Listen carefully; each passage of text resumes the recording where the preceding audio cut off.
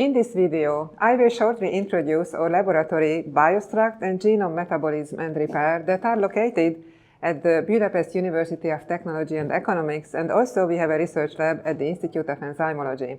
As you see on this picture, which is our group at Lab Retreat, we work with young scientists, so the Moyen age, I would say, is about 25 years old. We work with lots of PhD students and also talented master and bachelor degree students. One part of our lab is a unique infrastructure in Budapest and Hungary at least, which offers state-of-the-art structural biology solutions, not just for us, but also for our collaborators. As you see on this picture, we have several pieces of the infrastructure: a mosquito crystallization robot, a hotel which stores and automatically follows crystal growth, and also we have a home source for high-resolution crystal structure images, as you see here, a model and also an electron density map. Structural biology is very much important in drug design.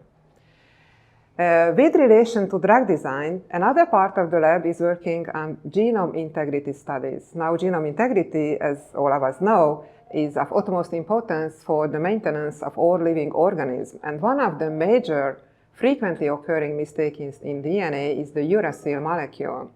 Till now, we have not found any kind of literature for a good, reproducible method for the detection and follow-up of uracil in DNA. Hence, we have developed such a method which, coupled with next-generation sequencing, offers us a clear view of how uracils are translated into the genome.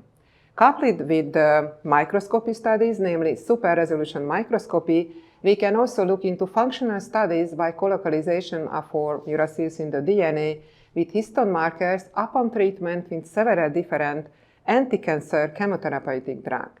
So, in fact, this method also offers you a unique methodology for the quantitative measure of the efficiency of anti-cancer drugs.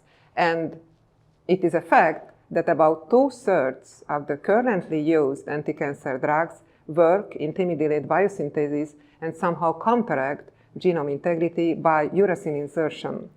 So this is a method which is not just for basic research, but also for all kinds of applied sciences is very much important. And in addition to anti-cancer chemotherapy studies, in our lab we are also fighting pathogens.